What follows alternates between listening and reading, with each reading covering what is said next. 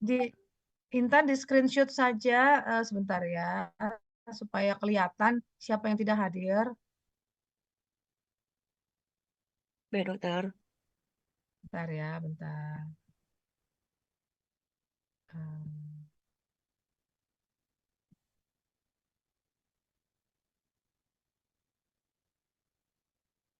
Dibuka aja semua kameranya, Dek.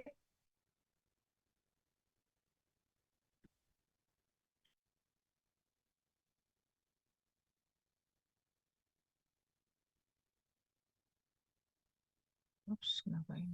Teman-teman harus percaya, teman-teman di sini adalah orang-orang yang terpilih yang berhasil Ini sudah menjadi kelihatan. peserta PMO 2024 walaupun tahap Tapi seleksinya itu di itu mute. hanya registrasi.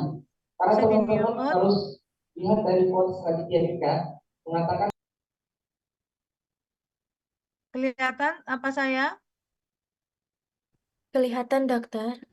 Oke. Open cam dulu tolong supaya bisa di screenshotkan, tolong Intan, Sari. Ya, dokter. Nampak semua enggak sih?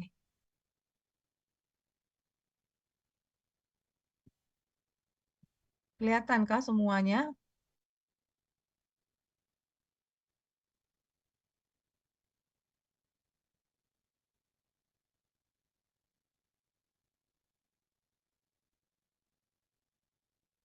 Sekalian di screenshotkan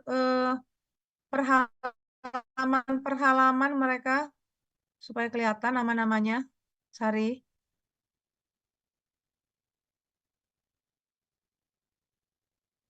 Halo, Sari. Baik, dokter. Dapat berapa halaman supaya kelihatan namanya? Kamu yang bikin deh, bilang halaman pertama, halaman kedua, biar atau kamu Izin, udah dokter. ini. Saat ini yang terlihat masih ini, dokter. Tampilan Tampilan tampil apa? dokumennya, dokter, di cepat saya, dokter. Oh, saya stop share dulu. Iya, dokter. Baik, dokter. Oke. Tadi tapi udah di screenshot kan? Izin, dokter. Saat ini Di foto aja semuanya satu satu ini satu layar. Nanti sampai eh, 106 orang. ya, dokter. Namun saat ini tampilannya belum tampilan sempurna semua, dokter. Maksudnya apa?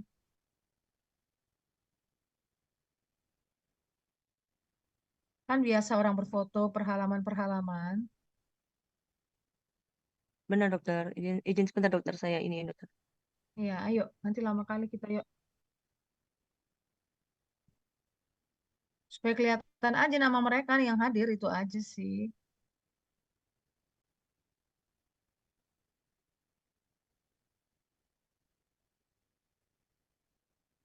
Izin, dokter. Tampilan saya saat ini, tampilan wajahnya ini, dokter. Raihan, dokter. Ya kan bisa full screen loh di foto. Kan biasa tuh pada misalnya webinar di foto. Ini Iya, sekarang benar, halaman benar, pertama, dokter. halaman kedua, halaman ketiga, gitu. Nggak bisa ya? Lama kali kita Intan. Ada yang bisa buat, Dek? Lama kali kita nih kayaknya.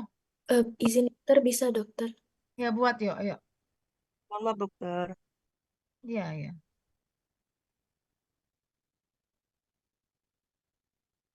Baik, dokter, sudah di screenshot, dokter. Totalnya ada 3 lembar, dokter. 3 lembar ya. Nanti kasih ke saya ya. Baik, dokter. Mm-mm. Kan nampak namanya di situ semua. Oke, kita mulai ya. Udah jam berapa ini? 8:30. Ini kuliah pertama.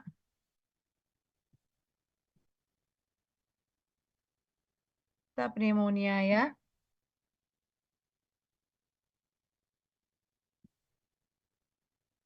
Secara definisi, pneumonia itu peradangan akut parenkim paru yang disebabkan oleh mikroorganisme.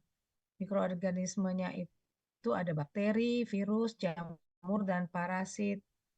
Nah, sebenarnya Mycobacterium tuberculosis juga menyebabkan peradangan, tapi dia tidak termasuk di dalam ini karena dia memiliki kekhususan tersendiri baik dalam hal eh, apa namanya ya, akut dan kronisnya. Pneumonia lebih akut ya, di bawah 2 minggu semua gejalanya.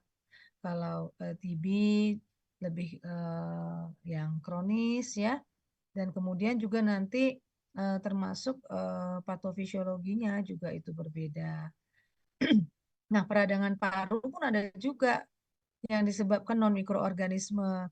Nanti dia disebut pneumonitis, seperti bahan kimia, radiasi, aspirasi bahan toksik, obat-obatan. Jadi kalau ada orang yang radiasi, misalnya paru ya, diradiasi, itu bisa menyebabkan pneumonitis ya. Nah, mekanisme pertahanan paru itu sebenarnya sudah ada untuk mencegah bakteri masuk ke dalam paru. Dan ini sebenarnya sangat penting dan makanya kita harus tetap menjaga kesehatan kita ya. Sehingga mekanisme pertahanan mekanisme pertahanan kita itu dapat mencegah bakteri masuk ke dalam paru. Mekanismenya itu bisa mekanisme pemeriksaan di saluran napas penghantar, yaitu seperti adanya reepitelisasi saluran napas. Jadi saluran napas itu terjadi reepitelisasi terus-menerus. Kemudian adanya aliran lendir pada permukaan epitel, ya itu juga mekanisme pembersihan loh ya. Lalu ada bakteri alamiah dan kemudian ada imunoglobulin G, imunoglobulin A. Kemudian ada sistem transport mukosiliar, ada refleks bersin dan batuk, ya. Jadi saluran napas atas itu merupakan mekanisme pertahanan melalui barrier anatomi. Jadi ini semua barrier anatomi ya. Silia, mukus itu ya mendorong mikroorganisme keluar dengan dibatukkan atau ditelan. Jadi jika terjadi disfungsi silia, silianya tidak berfungsi dengan benar ya, yang seharusnya secara normal, misalnya itu bisa terjadi pada sindroma Cartageners atau pemakaian pipa nasogastrik dan pipa nasotrakeal ya. Pipa nasogastrik itu NGT ya, yang untuk memasukkan makanan ke melalui selang NGT langsung ke lambung. Pipa nasotrakeal itu yang ETT, endotracheal tube, yang dipasangkan ke trakea orang supaya biasanya bisa dihubungkan dengan ventilator. Jadi kalau memakai ini tentu fungsi silia akan terganggu ya, karena kan melewati daerah-daerah silia ya, sehingga dapat mengganggu aliran sekret yang telah terkontaminasi dengan bakteri patogen. Jadi sebenarnya ada tadi kan aliran sekret dengan mucociliary clearance yang gerakannya itu selalu ke atas untuk mendorong mukus-mukus dan bakteri-bakteri yang ada di dalamnya ke atas untuk dibatukan ya. Nah, kalau ada disfungsi silia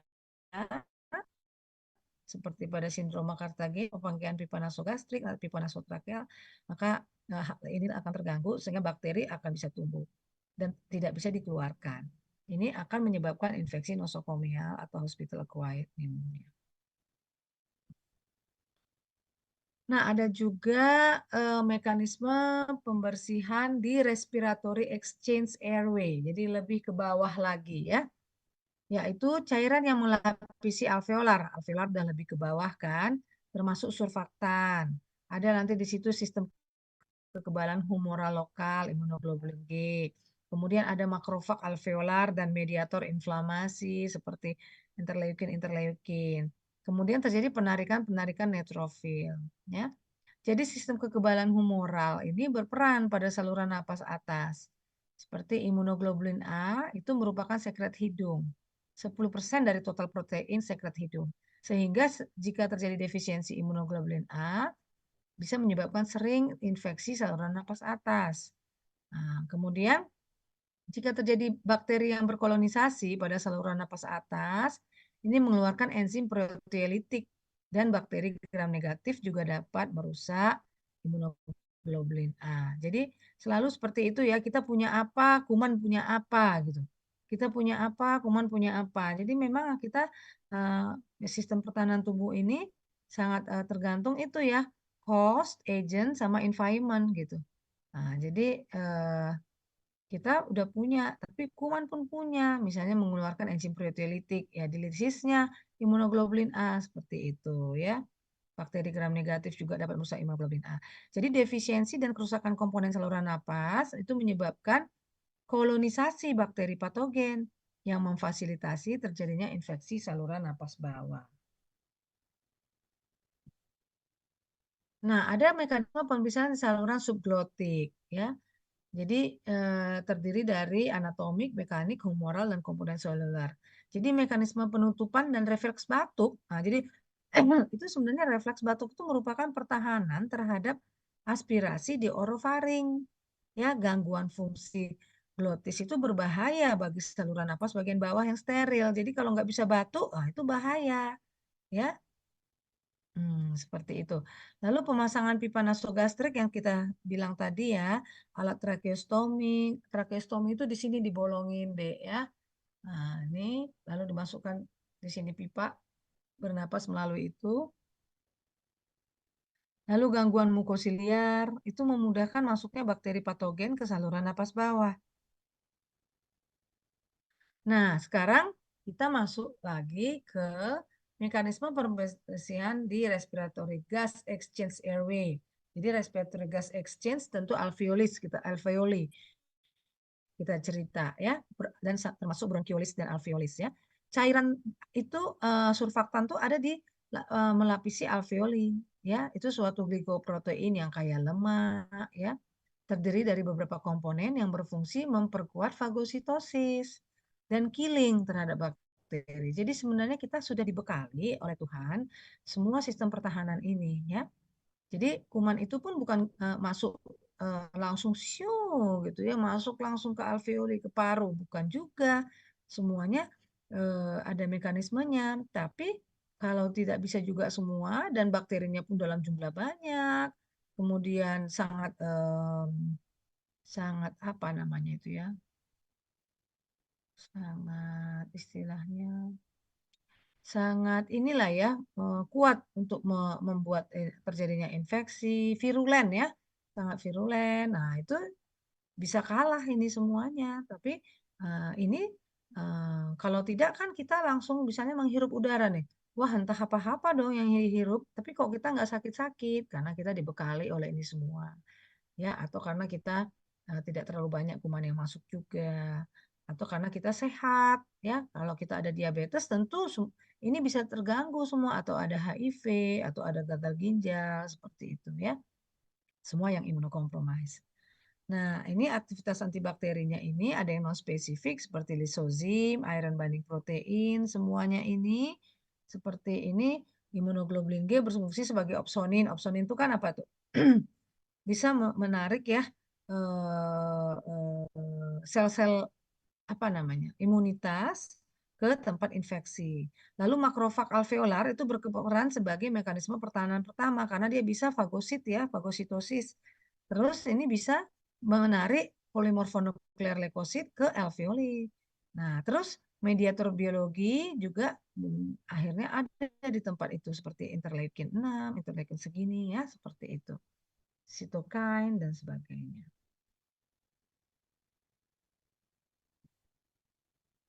Nah, secara etiologi pneumonia disebabkan oleh mikroorganisme yaitu bakteri, virus, jamur, dan protozoa.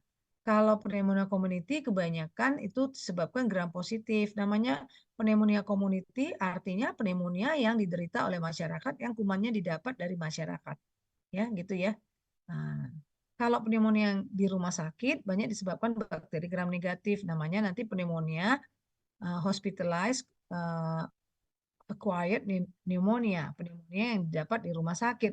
Jadi waktu masuk rumah sakit dia nggak ada apa-apa, tapi setelah di sana dia dapat pneumonia gitu. Jadi dia dapatnya di rumah sakit. Ya itu secara awam menerangkannya. Kalau pneumonia komunitas atau pneumonia community atau apa namanya ya, community acquired pneumonia ya itu dapatnya di komunitas. Ada lagi pneumonia aspirasi. Jadi pneumonianya gimana caranya? Teraspirasi kebanyakan misalnya dari sistem saluran pencernaannya. Ini bisa juga pada misalnya orang-orang stroke ya, yang tidak bisa menelan, batuk-batuk masuknya ke paru ya, pneumonia aspirasi lah dia nanti. Atau ada yang karena pemakaian yang tadi semua ya. Nah, ini biasanya anaerob karena dari anaerob ya. Nah, dalam keadaan sehat ya tidak ada pertumbuhan mikroorganisme. Ini disebabkan oleh pertahanan paru. Jadi ketidakseimbangan daya tahan tubuh, mikroorganisme yang berkembang biak, dan itu menimbulkan penyakit. Risiko infeksi di paru tergantung pada kemampuan mikroorganisme untuk merusak permukaan epitel saluran nafas. Jadi gitu dia sampai juga ke paru, maka dia harus merusak. Nah, bagaimana kemampuannya ya? Jadi ada beberapa cara mikroorganisme mencapai permukaan. Apakah inokulasi langsung atau penyebaran melalui pembuluh darah? Ya, tersebar. Jadi kumannya di mana? Jadi menyebar melalui pembuluh darah sampai ke paru. Ya kan gitu ya. Lalu ada inhalasi bahan aerosol. Aerosol itu tentu inhalasi ya, maksudnya dari terhirup gitu ya. Nah, kemudian ada kolonisasi di permukaan mukosa. Jadi kumannya itu sikit lama-lama berkolonisasi di permukaan mukosa, ya lama-lama dia bisa merusak epitel saluran nafas ya. Kan saluran nafas ada mukosa, epitel seperti itu ya. Oke. Kemudian secara patologi basil yang masuk bersama sekret bronkus ke dalam alveoli itu menyebabkan reaksi radang. Jadi udah masuklah semua sekret bronkus itu ke dalam alveoli kan, maka terjadi peradangan. Kalau peradangan maka terjadi edema seluruh alveoli. Lalu terjadi kalau dilihat tadi adalah yang apa namanya diundanglah ya begitu ya kata gampangnya, diundanglah sel-sel polimorfonuklear ke dalam proses radang yang edema di alveoli tadi. Siapa yang undang? Yang undang itu nanti adalah sitokin-sitokin seperti itu karena makrofag dan semua sel-sel imunitas itu mengeluarkan sitokin dan itu akan mengundang lagi infiltrasi sel-sel polimorfonuklear dan datang lagi eritrosit, diapedesis, dia berdiapedesis sehingga terjadi permulaan fagositosis sebelum terbentuknya antibodi. Jadi antibodi itu belakangan ya, makanya antibodi itu salah satu juga gunanya dari vaksinasi. Vaksinasi itu kan membentuk antibodi dan sel memori. Kenapa itu diperlukan vaksinasi? Gitu datang lagi kuman yang sesuai dengan vaksin yang diberikan, maka antibodi akan cepat terbentuk kembali dan ada antibodi yang lama. Ada sel-sel memori.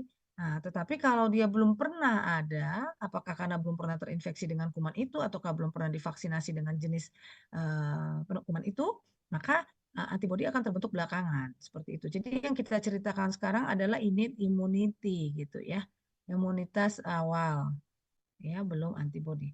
Kemudian sel-sel polimorfonuklear mendesak bakteri ke permukaan alveoli dengan bantuan leukosit yang lain melalui pseudopodosis sitoplasmik mengelilingi bakteri kemudian dimakan ya. Ini memang harusnya ada videonya lah, kalian cari nanti di Google ya. Kemudian proses radang selalu dimulai dari hilus paru yang menjalar secara progresif ke perifer. Hilus tahu di mana letaknya? Tolong dilihat anatominya ya, hilus. Hilus itu kalau secara 2 dimensi fototoraks dia terletak di tengah. Jadi ada paru kiri, ada paru kanan, hilus tuh di tengah. Tolong dibaca anatominya ya. Jadi dia dari hilus paru menjalar secara progresif ke perifer. Perifer tuh maksudnya ya terus dari tengah ke perifer paru ya gitu ya. Sampai seluruh lobus terkena. Terus proses radang ini dapat kita bagi atas 4 tingkatan. Mungkin ini dapat dari patologi anatomi, saya nggak tahu. Nah, itu ada tingkatan kongestif. Jadi kongestif dulu, bengkak gitu ya, bahasa gampangnya.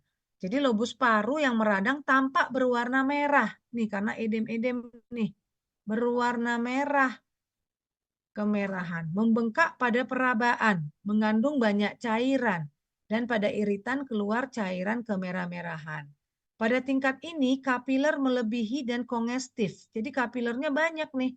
Karena kapiler banyak itu kenapa? Karena banyak ke situ sel-sel darah, polimorfonuklear dan sebagainya untuk membunuh kuman yang ada di bagian itu gitu, sehingga terjadi kongestif karena pembuluh darah jadinya berkembang ya, kongestif. Kemudian alveoli terisi oleh neutrofil dan makrofag. Gunanya apa? Karena datang neutrofil dan makrofagnya ke situ untuk membunuh kuman juga ya. Kemudian tingkatannya adalah hepatisasi merah. Pada tingkat ini jumlah neutrofil bertambah, tampak pula sel-sel darah merah dalam alveoli, makanya hepatisasi merah karena sel darah merah banyak di alveoli. Eksudat berubah menjadi fibrin-fibrin pada makroskopis paru-paru sehingga perabaannya menyerupai hati ya. Kayak mana hati? Coba hati ayam aja. Nah, gitulah ya. Perlu juga kalian lihat hati itu gimana ya. Nah, lalu tingkatan hepatisasi kelabu ini pada perabaan paru masih tetap kenyal seperti hepar, hanya warna kemerahan berubah menjadi kelabu. Ya, gray hepatization bahasa Inggrisnya. Eksudat masih terlihat bahkan dapat berubah menjadi nanah. Nah, jadi nanah dia. Nanah ini bisa masuk ke pleura nanti jadi MPM. Seperti itu. Jadi salah satu komplikasi dari pneumonia adalah MPM. Nanah yang di dalam jaringan paru, parenkim paru, itu masuk ke pleura. Tolong dilihat anatominya lagi yang mana pleura ya. Seperti itu. Pleura itu pelapis paru ya. Nah, jadi ada pleura visceral, ada pleura parietal. Visceral yang menempel ke paru, parietal yang menempel ke dinding dada. Nah, tapi bisa juga nggak terjadi MPM ya. Nah, pada mikroskopis sel-sel tanpa amorf dan makrofag lebih berperan. Lalu kita kalau sembuh pneumonianya yang berikutnya adalah tingkat resolusi atau penyembuhan total. Di sini paru-paru menjadi lunak, di mana eksudat yang melunak sebagian dibatukkan. Ya, sebagian dibatukkan keluar dan sebagian lagi mengalami resorpsi, diserap lagi. Pada saat ini seluruh bagian paru kembali pada keadaan normal. Jadi sudah sembuh. Ya, kalau sembuh loh. Nah, ini adalah klasifikasi pneumonia. Bisa berdasarkan klinis dan epidemiologis, bisa berdasarkan bakteri penyebab, bisa berdasarkan predileksi infeksi. Secara epidemiologis ada 4 tadi udah kita sebutkan, pneumonia komunitas, yaitu pneumonia yang didapat di masyarakat, pneumonia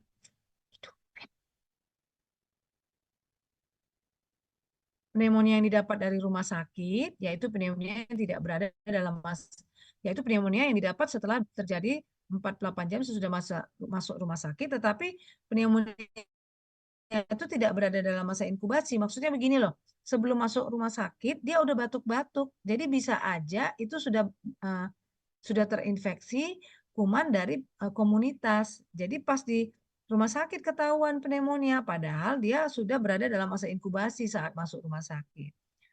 Jadi kalau yang ketiga pneumonia aspirasi yang tadi karena teraspirasi, apakah karena muntah yang teraspirasi ya, seperti itu. Lalu ada pneumonia pada pasien imunokompromis, misalnya pada pasien HIV. Kalau berdasarkan penyebab ada pneumonia bakterial, ada pneumonia virus, ada pneumonia jamur ya. Ada juga pneumonia parasit sebenarnya. Kalau bakteri dibagi bakterial dan tipikal karena pneumonia atipikal itu lain kumannya, Mycoplasma, Legionella, Chlamydia dan nanti akan lain juga klinis dan hal-hal lain nanti akan ada di belakangnya setelah ini nanti di belakang ada pneumonia virus. Nah, yang termasuk itu virus yang dulu ya COVID tuh virus. MERS-CoV itu juga virus. Kalau tahu MERS-CoV itu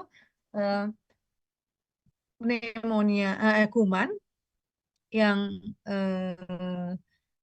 didapat dari Timur Tengah dulu ya, biasa ditengarai dari unta dan sebagainya. Jadi MERS ini Middle East ya, Middle East. Jadi respiratory syndrome.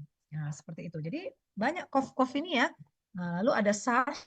SARS ini pun dulu ya tidak terlalu nyampe ke Indonesia, dia berhenti di Singapura ya. Apakah Singapura berhasil makanya tidak atau memang dulu juga karena juga langsung ada pemberhentian lalu lintas ya, lintas negara dan sebagainya, tapi dia tidak terlalu seperti COVID yang menjadi pandemi ya. Lalu ada H5N1, H1N1, flu burung, flu babi ya. ini flu burung ini lumayan ini dulu ya. Nah, jadi kita sebagai dokter juga harus tahu kan kalau waktu anamnesis nih blok respirasi nih kan waktu anamnesis apakah ada suatu gejala kejadian luar biasa di daerah tempat tinggal. Nah, ini nanti flu burung tuh bisa banyak yang mati ayam-ayam gitu ya. Nah, jadi kalian pun harus juga tahu berita-berita sekarang flu burung sedang merebak gitu. Jadi supaya kita juga tahu ya dalam diagnosis oh ini lagi ini nih KLB ini harus dikirim nih ke Adam Malik misalnya pasiennya di sana bisa didiagnostik gitu-gitu. Jadi harus tahu berita ya gitu. Kemudian pneumonia jamur sering pada merupakan infeksi sekunder ya. Nah, itu yang daya tahan tubuhnya lemah, imunokompromis, misalnya pada orang HIV atau orang-orang yang lama di ICU ya, seperti itu.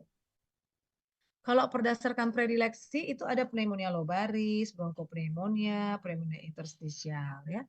Nah, karena sekarang kita masuk ke gimana sih cara mendiagnosisnya? Ini ya yang penting juga ya. Harus kita lihat gambaran klinis dan anamnesis. Apa aja itu? Batuk, perubahan karakteristik sputum menjadi purulen, suhu tubuh yang naik, atau adanya riwayat demam, nyeri dada, sesak napas ya. Nah, kenapa batuk? Ya batuklah orang ada sesuatu di parenkim parunya dan juga di saluran napasnya juga mungkin sudah ada kuman-kuman. Ya merangsang refleks batuk atau karena ada dahak-dahak yang mukopurulen tadi. Kemudian kenapa mukopurulen karakteristik sputum kita kan ya biasa-biasa aja ya, putih, encer, tak banyak ya. Nah, jadi kalau purulen berarti banyak, oh, kental, hijau kah, kuning kah gitu ya. Nah, tentu ini karena ada kuman ya dan juga ini mekanisme pertahanan juga salah satu tadi ya. Nah, suhu tubuh ya karena adanya infeksi akan membuat orang demam. Nanti tolong dibaca ini kenapa ya. Nyeri dada, ya kalau kena saraf-sarafnya atau kalau dia kena ke pleura itu bisa nyeri dada. Sesak nafas tentu karena adanya edema ataupun peradangan yang membuat pembengkakan ataupun ketidakmampuan alveoli untuk terjadi difusi dari oksigen dan CO2 ya karena tertutupi oleh apa tadi proses peradangan. Nah, pemeriksaan fisik itu kelainan dada tergantung dari luas lesi tentunya. Ya, kamu pegang stetoskop, kok nggak dapat. Apakah karena belum bisa dengar stetoskop atau memang lesinya tidak terlalu luas ya. Tapi bisa kita lihat nih, paling tidak inilah hal-hal yang bisa didapat ya pada inspeksi dapat terlihat bagian yang sakit tertinggal waktu bernafas. Kemudian palpasi fremitus dapat mengeras. Kenapa mengeras? Karena cairan-cairan tadi, cairan radang itu merupakan suatu penghantar yang baik untuk terdengar teraba dengan baik. Jadi 77 77. Kalau ada radang-radang itu merupakan penghantar yang baik karena kan kalau bilang 77 kan dari vokal cord ya. Itu kan untuk bisa sampai ke ujung dada dihantarkan kan begitu ya. Nah, begitu. Perkusi sonor memendek, bedah atau redup karena ini menutupi penghantaran dari apa ya ketukan-ketukan ini ya.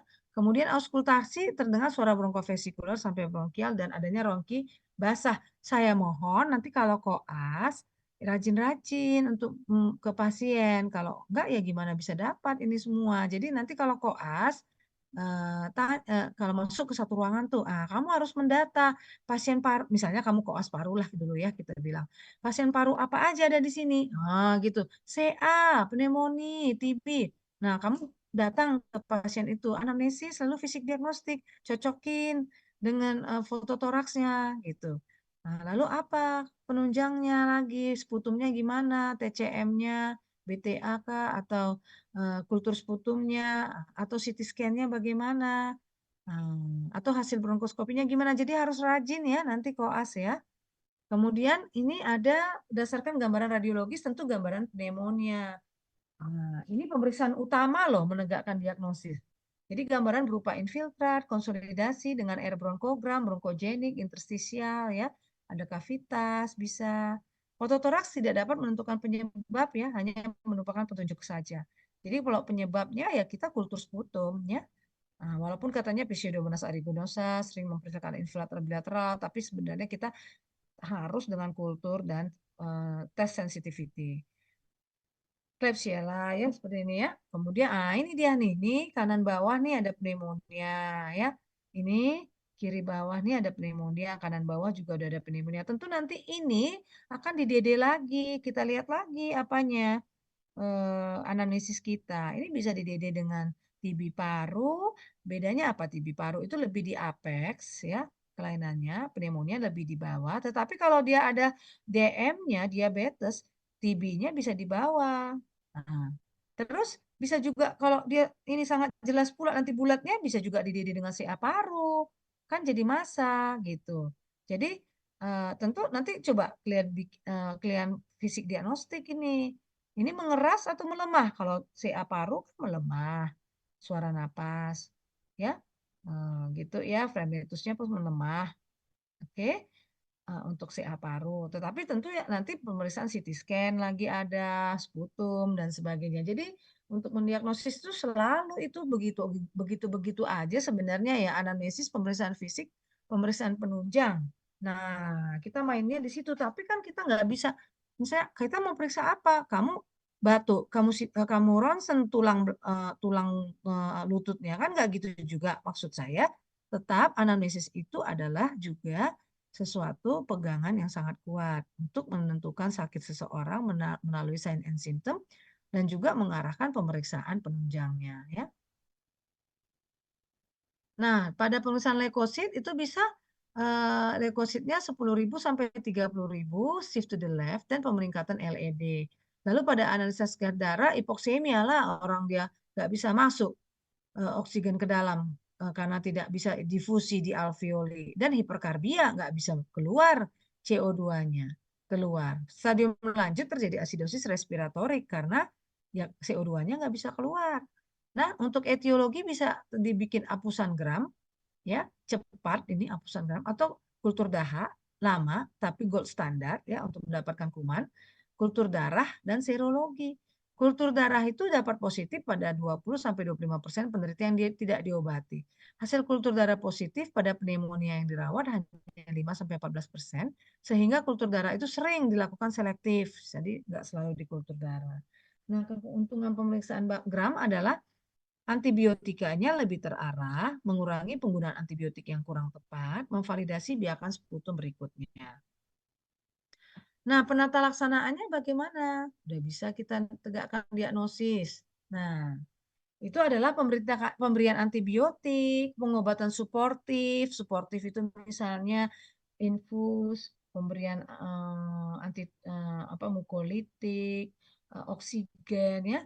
Pemberian antibiotik itu sebenarnya harusnya dengan uji kepekaan ya di kultur, tetapi karena beberapa alasan diberikan secara empiris. Empiris itu maksudnya gini loh, datang pasien pneumonia, kita udah yakin dia pneumonia, maka kita langsung berikan antibiotik.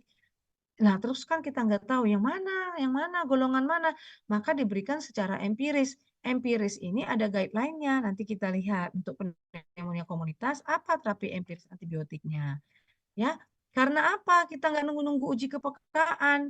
Nah, uji kepekaan atau kultur, mungkin sudah belajar ya kultur. Itu bisa hasilnya 3, 4, 5 hari. Nah, kita nunggu-nunggu itu padahal kita yakin itu udah pneumonia. Nah, itu tentu bisa membuat seseorang meninggal lah. Jadi kita penyakit yang berat dapat mengancam jiwa, makanya kita memberikan terapi empiris. Kemudian bakteri patogen yang berhasil diisolasi belum tentu juga penyebab pneumonia, makanya kita kasih terapi empiris. Dan hasil pembiakan bakteri yang memerlukan waktu, ya seperti itu.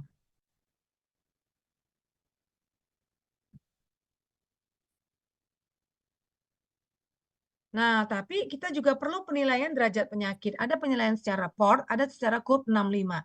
Yang saya tampilkan adalah PORT, ya. PORT score namanya. Aduh, tahu.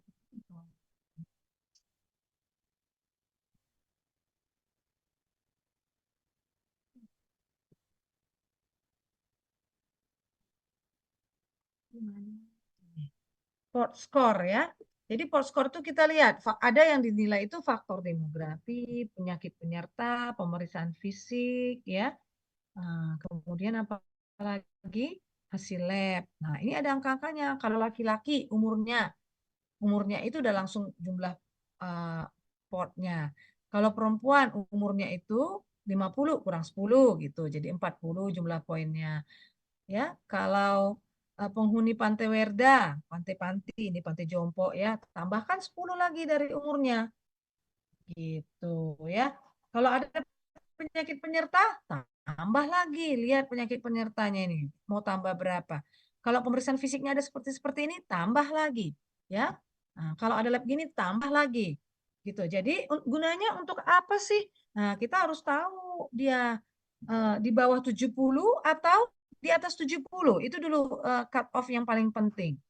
Penjumlahannya tadi loh, yang tambah-tambahnya ini, ya nih di bawah 70 kah atau di atas 70.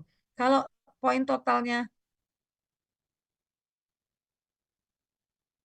kalau di bawah 70 itu resiko rendah, maka persentase mortality-nya 5,778%. Dan itu bisa rawat jalan ya. Kalau 71 sampai 90 itu kelas 2, itu harus rawat inap. Kalau 90 sampai 130 itu kelas 3, kelas 4 harus rawat inap. Kalau di atas 130 harus rawat inap. Ya, makin tinggi kelasnya, makin tinggi tingkat persentase mortalitas. Berarti kemungkinan kematian semakin tinggi.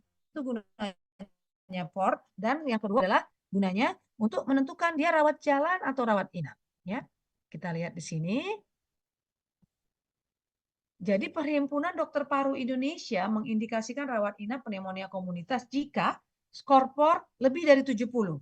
Nah, kalau udah lebih dari 70, rawat inap dong gitu ya.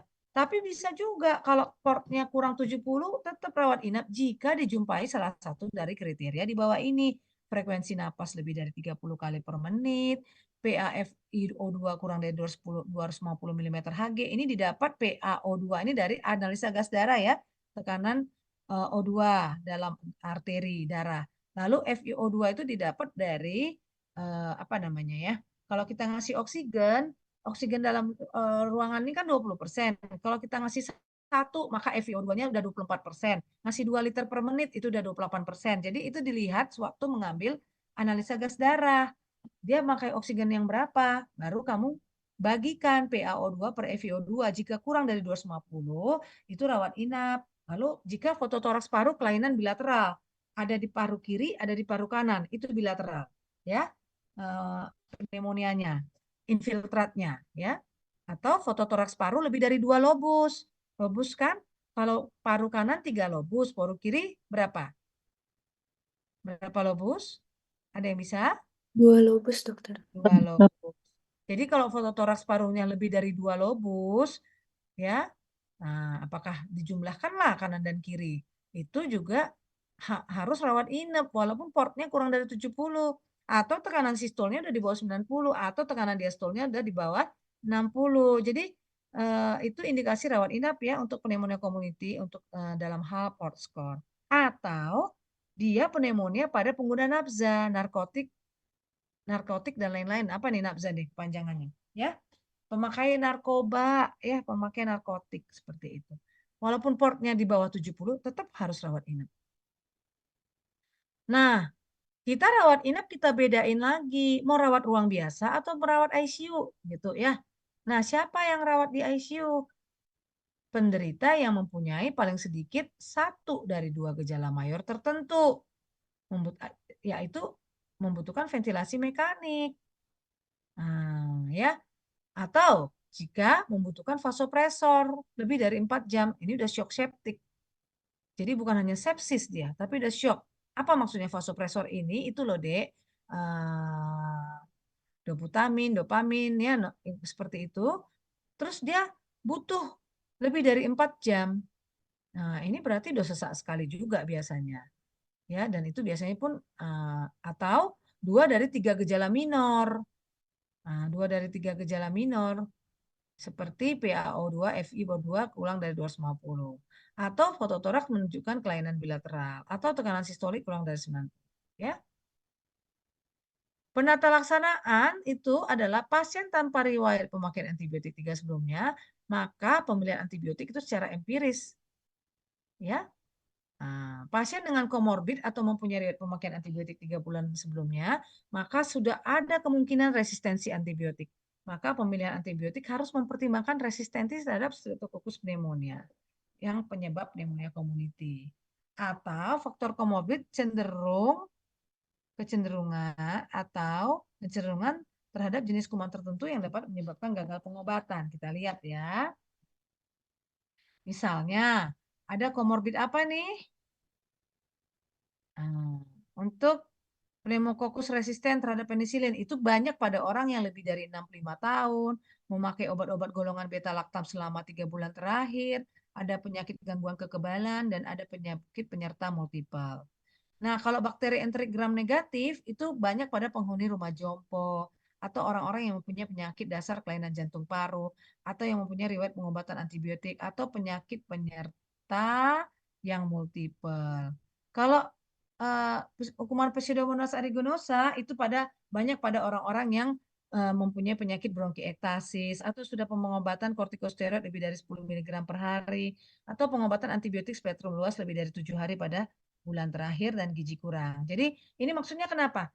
Ini mau lihat nih kalau kalau orang-orang yang bronkiektasis, pengobatan kortikosteroid dan seterusnya ke bawah ini, itu kemungkinan kumannya disebabkan Pseudomonas aeruginosa. Maka kemungkinan apa sih antibiotik yang harus diberikan? Jadi gitu loh. Ini bisa seperti ini, tetapi secara umum nanti ini secara umum petunjuk terapi empiris untuk pneumonia komunitas menurut Perhimpunan Dokter Paru Indonesia ada terbagi rawat jalan ya, misalnya rawat jalan itu pun terbagi-bagi lagi. Jadi pasien yang sebelumnya sehat atau tanpa riwayat pemakaian antibiotik 3 bulan sebelumnya, kita bisa memberikan golongan beta laktam atau beta laktam ditambah anti beta laktamase ya, atau makrolide baru, azitromisin dan sebagainya. Tapi kalau kalau makrolide itu ini untuk rawat jalan ya, makanya bisa hanya makrolide saja ya.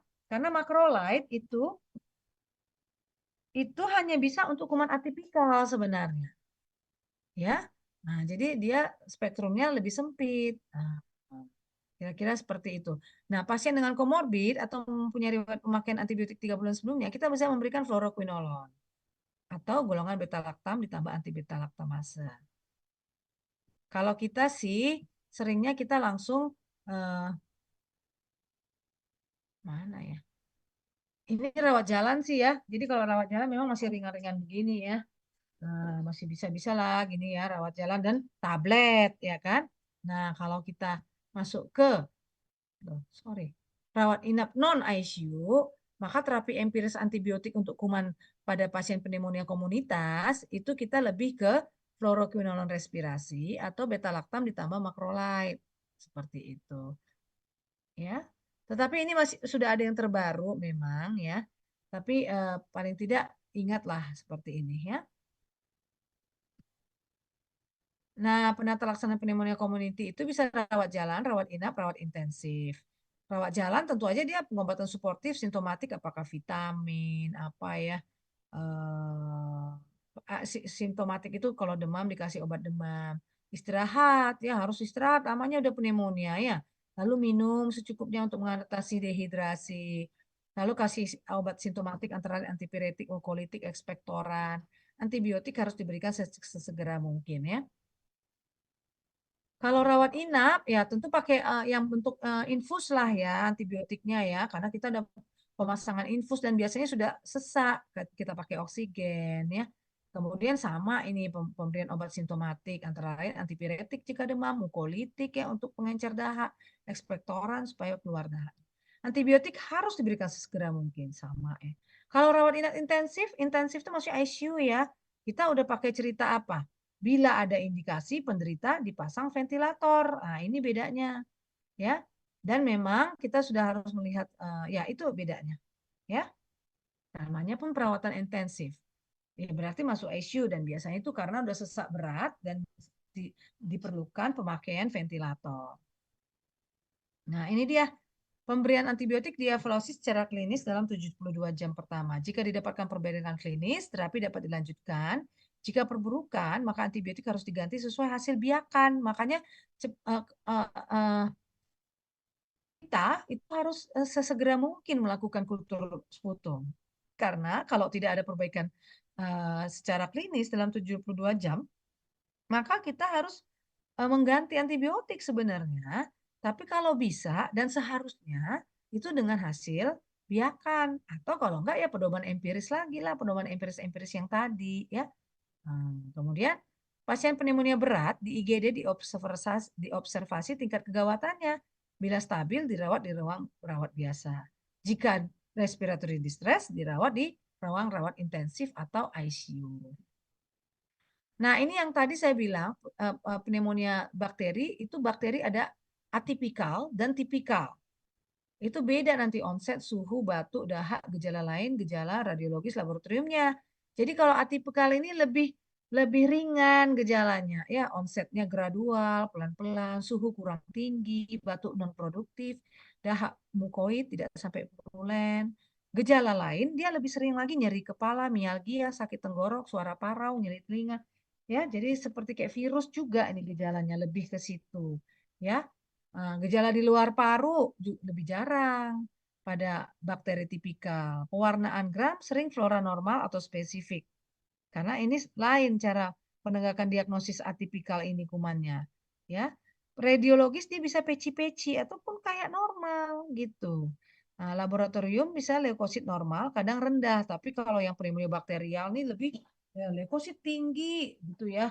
Demam, suhunya tinggi, menggigil gitu ya. Nah, pengobatan pneumonia atipik itu kalau memang hanya kuman itu bisa hanya dengan azitromisin ya.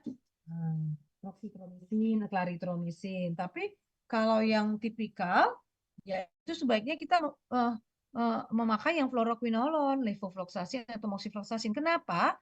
Karena kalau yang fluoroquinolone ini lebih broad spectrum ya. Ini jadi misalnya dia bisa untuk bakteri atipikal dan tipikal, itu dia fluoroquinolone. Tapi kalau macrolide hanya untuk yang tipikal, atipikal, sorry, macrolide ya.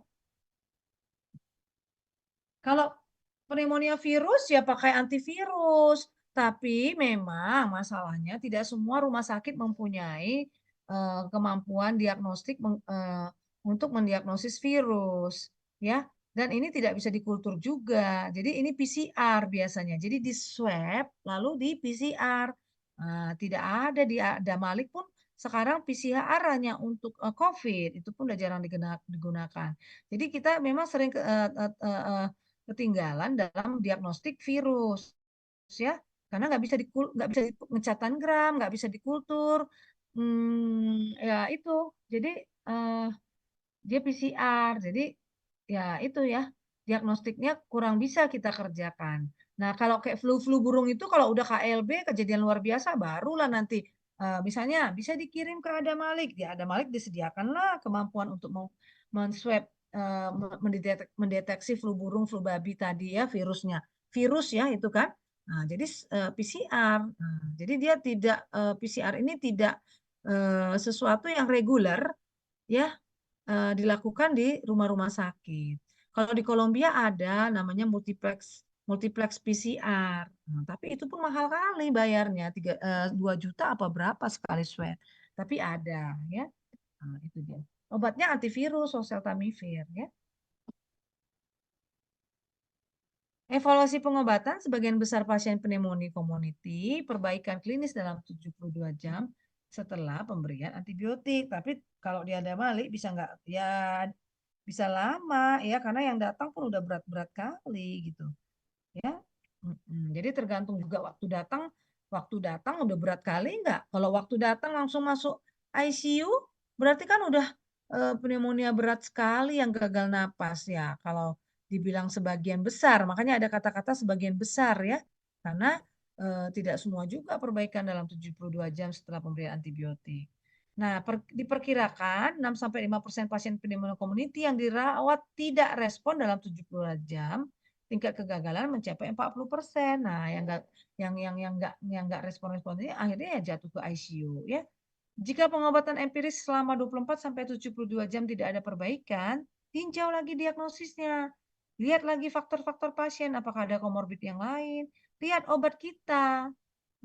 Mungkin ada yang kurang broad spectrum atau kurang tepat antibiotik, atau ada hal yang tidak kita perhatikan, misalnya rehidrasi dan sebagainya. Gitu ya. Dan lihat bakterinya. Pengecatan gram itu makanya penting karena dia cepat siap ya. Gram positif kah, gram negatif kah? Sehingga kita bisa menebak, bukan menebak lah ya, memperkirakan antibiotik apa yang diberikan. Nah, ada namanya terapi sulih, itu switch terapi, artinya sulih ya, di switch dari IV ke oral. Nah, ini semakin cepat di switch ya semakin bagus ya.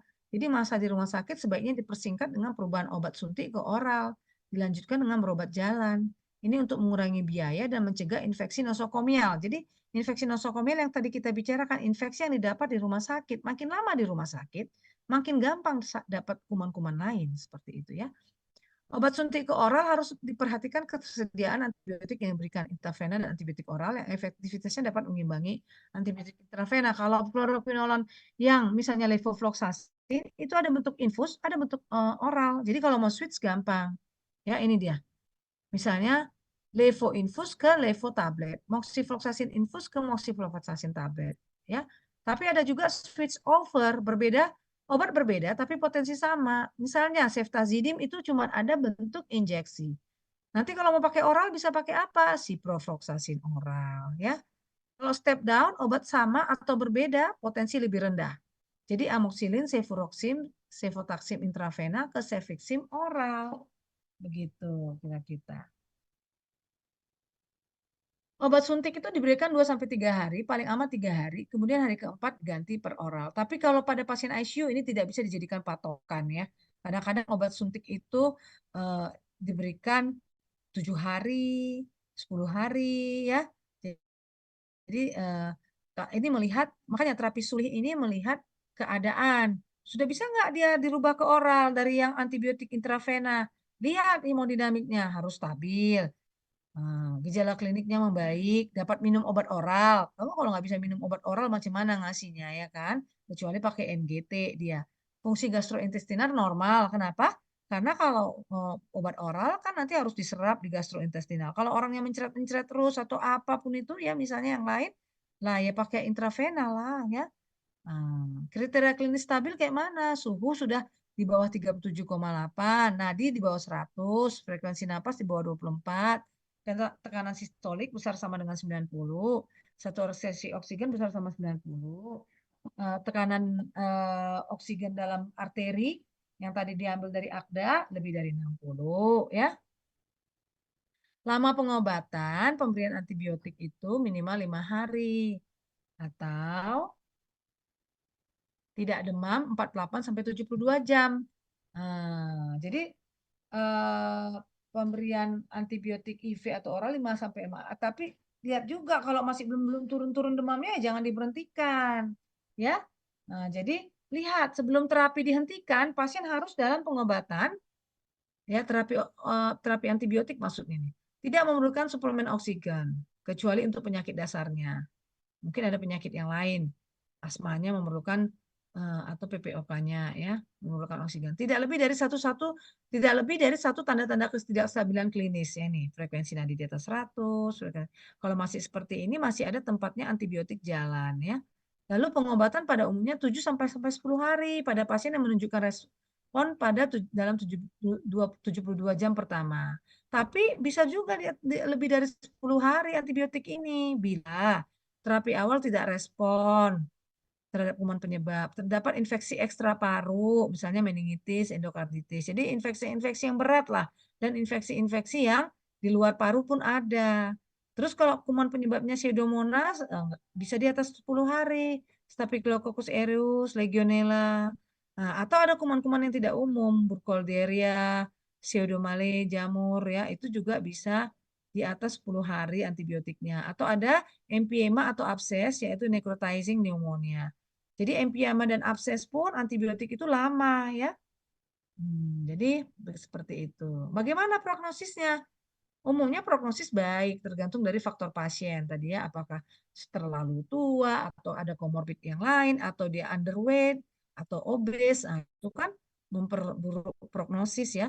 Lalu bakteri penyebab, ada bakteri penyebab yang Pseudomonas, itu ngeri kita itu kan, MRSA ya. Tentu juga prognosis tergantung penggunaan antibiotik yang tepat. Makanya tadi terapi empirisnya itu dikuasai. Ya, biasanya fluoroquinolon ya, levofloxacin. Sambil menunggu hasil kultur tadi kan. Lalu perawatan yang baik dan intensif sangat mempengaruhi prognosis penyakit. Ya iyalah ya. Nah, kalau perawatannya jelek kali ya, tidak intensif, tidak terlalu diperhatikan oleh perawat dan dokter misalnya ya. Lalu angka kematian pasien pneumonia komunitas kurang dari 5% pada pasien rawat jalan dan 20% pada pasien rawat inap. Jadi ini cukup banyak ya, 20%. Jadi memohon harus diketahui ya. Bagaimana pencegahan? Vaksinasi. Kita sekarang punya vaksin pneumokok, punya vaksin influenza, ya. Itu tentu untuk apa? Mencegah yang tadi kita bilang kalau kita divaksin tentu kita punya sel B memori dan kita sudah punya antibodi sedikit ya, terbentuk sedikit demi sedikit sehingga jika ada kuman yang datang lagi yang sama dengan yang sudah dengan kuman yang divaksinkan, ya tentu kita sudah siap tentara kita seperti itu, ya. Kemudian pemberian resiko tinggi ini vaksin ini sebenarnya diwajibkan pada orang-orang usia tua yang mempunyai penyakit kronik, yang mempunyai diabetes, penyakit jantung koroner, PPOK, HIV dan lain-lain. Berhenti merokok itu termasuk pencegahan. Kenapa? Merokok tadi gimana? Merusak mucociliary clearance, ya refleks batuk, merusak epitel, reepitelisasi juga dirusak, reepitelisasi di saluran napas, ya merusak mukosa, makrofag juga dia membuat fungsinya menjadi lebih jelek, ya. Jadi berhentilah merokok. Kemudian menjaga kebersihan tangan, penggunaan masker, menerapkan etika batuk. Karena kalau tangannya tidak bersih, lalu dia masuk ke mukosa mata, mukosa hidung, mukosa mulut karena dimasukkan ke mulut atau ke kucek-kucek mata ya, tentu atau masuk ke hidung tentu kumannya bisa masuk jika ada di tangan kita. Penggunaan masker tentu sangat diiniin ya, apalagi masuk ke kamar isolasi atau masuk ke rumah sakit sebaiknya menggunakan masker seperti itu. Kamar isolasi ruangan infeksius maksud saya. Kemudian menerapkan etika batuk. Terus menerapkan hidup sehat. Hidup sehat gimana sih? Saya tidak bosan-bosan untuk membilang hidup sehat bagaimana. Ya, hidup sehat adalah makan seimbang, makan bergizi seimbang. Jangan kebanyakan makan, kekurangan makan, jangan makan karbo banyak sekali, makan yang asin sebanyak sekali ya. Lalu apalagi? Jangan kebanyakan lemak ya. Nah, seperti itu. Kemudian olahraga teratur ya. Terus tidak merokok, tidak alkohol, tidak berhubungan seks bebas. Karena nanti kalau kita punya HIV dan sebagainya, gampang lagi kena penyakit yang lain. Kan begitu ya. Kemudian apalagi? Apalagi hidup sehat itu? Tidak stres. Dapat counter stresnya, mengatasi stresnya, tidak ditumpuk-tumpuk dan istirahat cukup. Jadi jika ada waktu istirahat, istirahat. Kalau bisa waktu malam istirahat 7 jam tidur, tidur. Ya, kalau nggak bisa apa boleh buat. Tapi kalau bisa tidur seperti itu ya. Nah, jadi mungkin itu saja dari saya. Ini saya tetap 101 ya. Apakah yang lain memang salah masuk kamar atau bagaimana ya? Atau tidak mau kuliah? Saya takut mereka tidak tahu. Mereka mungkin mengira ini terbagi dua kamar kamar kuliahnya. Enggak kan? Udah dikasih tahu kan? Izin dok, memang tidak ada breakout room dokter. Dan sudah dikabari juga hari ini ada kelas. Iya, Kak saya keluar negeri kemarin. Jadi kalau saya breakout room lagi, saya rasa nanti siap ini ada COVID lagi gitu. Kuliah COVID. Saya rasa terlalu banyak nanti. Mereka tahu kan ada kuliah? Tahu dok. Ya udah. Ya udah mungkin memang nggak mau kuliah apa boleh buat. Pokoknya kita absen tadi ya. Oke. Kira-kira ada yang mau bertanya?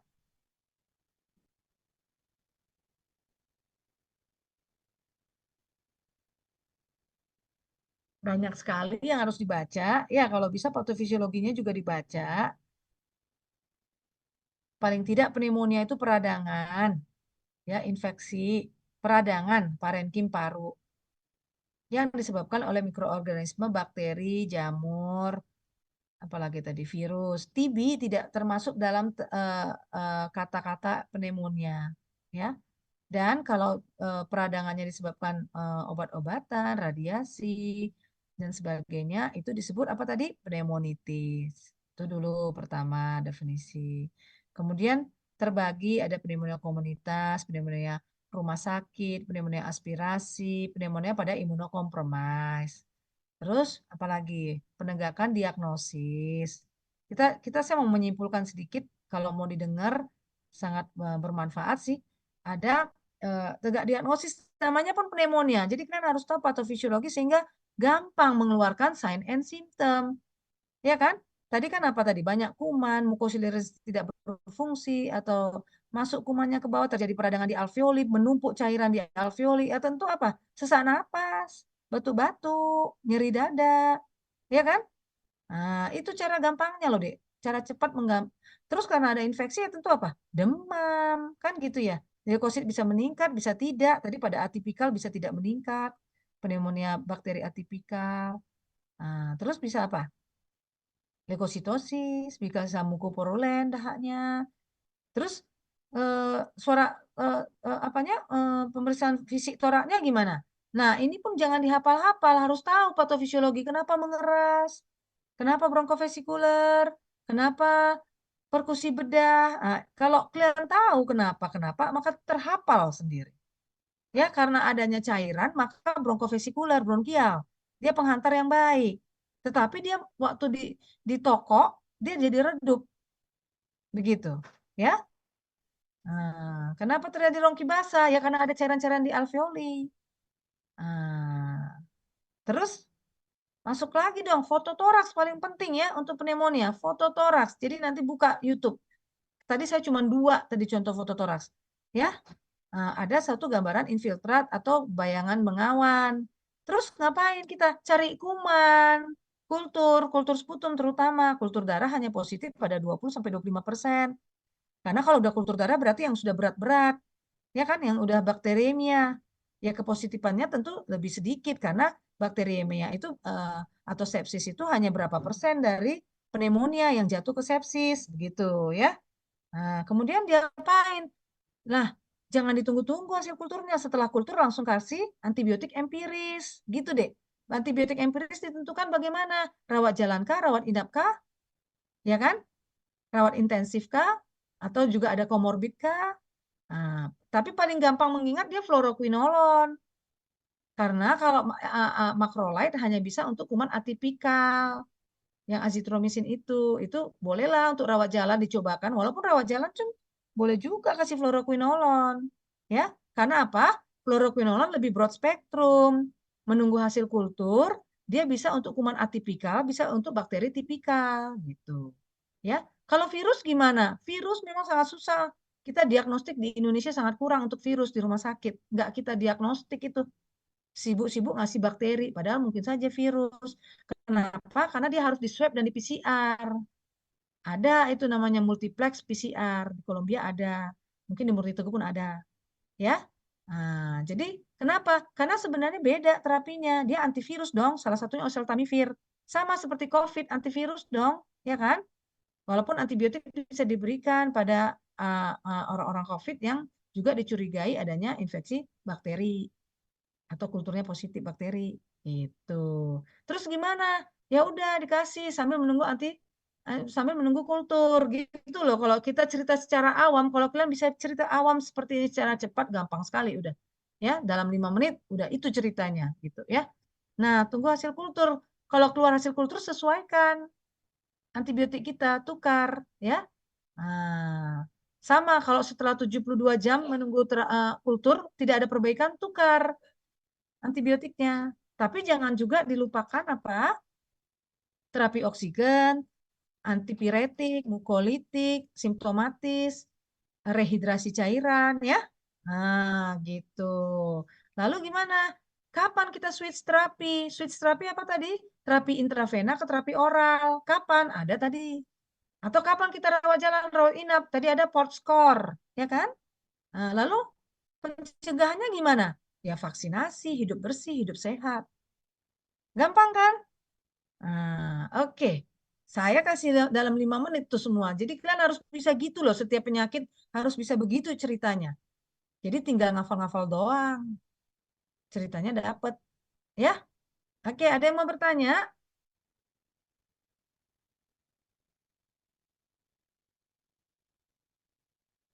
Ada yang mau nanya? Silakan.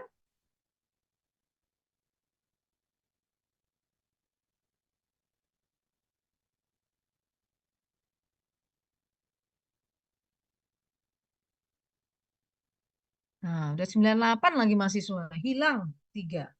Nggak tahu apakah terlempar atau hilang betulan. Rajin-rajin kuliah deh. Ada yang namanya ilmu dengar. Ya, mendengar. Nah, langsung terekam sedikit di kepala. Jangan-jangan terekam banyak. Sehingga nanti waktu membaca lebih gampang. Waktu menghafal lebih gampang. Ada tuh namanya ilmu mendengar. Kalau tapi saya nggak tahu apakah kalian kecapean kuliah dari pagi sampai sore. Sehingga mendengar pun sudah susah memang. Tapi tetap namanya mendengar itu ada gunanya. Kecuali dalam keadaan kalian memang kecapean. Cukupkah? Nggak mau nanya. Ini udah 95. Nggak tahu nih pada mau liburan apa ngapain jalan-jalan. Udah 95 sekarang. Cukup?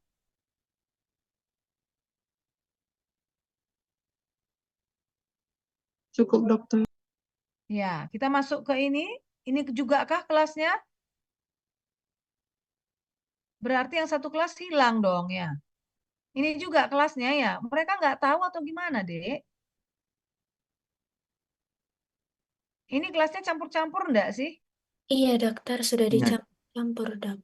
Oh, udah dicampur-campur. Oke. Kalau nggak ada kita masuk COVID ya. Berarti hilang dong banyak nanti ini. Karena udah dapat COVID dari Dokter Andika kan satu kelas?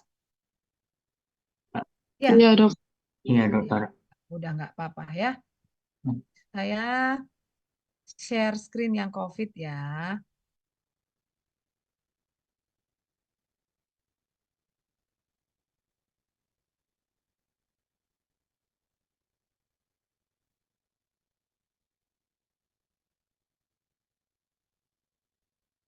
Apakah sudah nampak? Sudah, dokter. Sudah, dokter. COVID ini ya sudah hampir tidak ada lagi sepertinya. Saya beberapa kali juga kalau ada kasus pneumonia, saya swab antigen aja sekarang. Karena sekarang nggak PCR pun udah nggak terlalu ini lagi ya. Gimana ya? Saya nggak tahu. Tidak terlalu di cover itu pertama dan bukan tidak terlalu di cover juga lama selesainya ya. Padahal kita mau screen cepat gitu. Jadi saya sih masih beberapa kali melakukan swab antigen untuk COVID pada pasien pneumonia. Dan semuanya rata-rata negatif juga. Jadi palingan juga kalau ada bronkoskopi kita men-swab antigen ada yang positif, ada yang negatif ya. Jadi kami masih aware eh, untuk ini ya, masih aware di apa? Di bagian paru. Dokter paru masih aware sih untuk COVID karena ya bagaimanapun dokter paru ini ya orang-orang di ujung ya untuk COVID-COVID. Jadi kami pun masih aware karena terus terang ini menjadi sesuatu yang harus diperhatikan kalau tidak mencelakakan juga orang-orang ya. Walaupun sekarang COVID sudah tidak terlalu berat katanya, tidak terlalu banyak yang meninggal, tapi saya rasa ini masih ini ya, masih kami perhatikan. Ini sebenarnya slide yang lama, ada tren kenaikan kasus COVID, 3 gelombang ledakan, ya mungkin kalian waktu itu SMA kah atau ya SMA mungkin ya, atau tingkat 1, tingkat 2, ya. Jadi inilah yang kita lihat waktu COVID. Nah, jadi mahasiswa kedokteran dan juga dokter harus aware tentang isu-isu kesehatan ya. Oh, ini udah ada pandemi, ini udah ada kasus luar biasa, banyak ayam yang mati misalnya. Jadi harus aware ya. Nah, ini sekarang kita dulu ini kan virus zoonotik transmisi dari hewan ke manusia. Nah, bersirkulasi di unta, kucing dan kelelawar dan sebagainya lah ya. Walaupun sebenarnya spesies coronavirus itu juga banyak yang hanya menyebabkan common cold yang lebih ringan dari gejala COVID yang berat-berat itu ya. Tapi ini sekarang sudah menjadi perhatian di seluruh dunia bahwa virus zoonotik ini ternyata wow ya, gitu ya. Kita nggak tahu-tahu. Makanya ada sekarang istilah One Health. One Health itu termasuk misalnya kita bukan hanya sebagai dokter, nanti dokter hewan, epidemiolog, kemudian orang-orang kehutanan, ya, orang-orang biologi seperti itu, karena ternyata hal-hal seperti ini bisa terjadi tuh ditengarai dari kelelawar, dari mana? Sementara banyak yang makan kelelawar, ya, ada pasar-pasar di Manado atau di manapun itu di Thailand mungkin ada juga yang menjual eh, hewan-hewan yang tidak biasa di pasar untuk dimakan. Monyet, kelelawar, kalajengking dan sebagainya. Jadi ini bisa untuk di masa depan akan tetap bisa terjadi loh yang seperti ini karena apalagi sekarang hutan-hutan sudah diberantas sehingga semakin dekatlah orang dengan hewan-hewan itu ya. Seperti itu. Jadi ini sudah menjadi perhatian nih. Bahkan kita akan melakukan sekarang penelitian itu sedunia udah mulai itu One Health itu ya. Jadi mencari etiologi dari community acquired pneumonia. Mana tahu ada etiologi baru. Nah, itulah yang dicari-cari. Yang secuprit itu pun dicari-cari sekarang. Saking orang aware kepada pandemik seperti itu ya.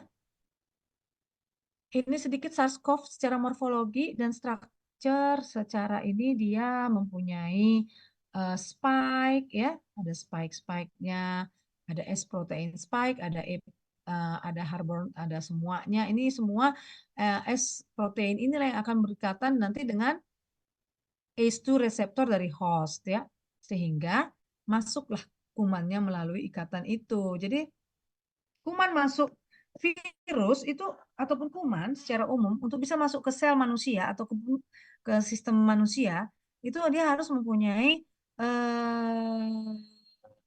apa namanya itu ya, inilah seperti ini protein spike untuk berikatan. Nah, gitu ya, untuk berikatan dengan reseptor. Oh, reseptor ya. Reseptor virus harus berikatan dengan reseptor manusia yang pas. Ya, reseptor itu tertentu juga untuk bisa masuk virus ini ke sel manusia. Seperti itu ya. Jadi protein S, ada namanya protein S, itu berperan dalam ikatan virus ke sitoplasma host melalui reseptor S2. Ada protein E berperan dalam memodulasi respon imun host. Protein M berperan dalam suplai nutrisi bagi virus.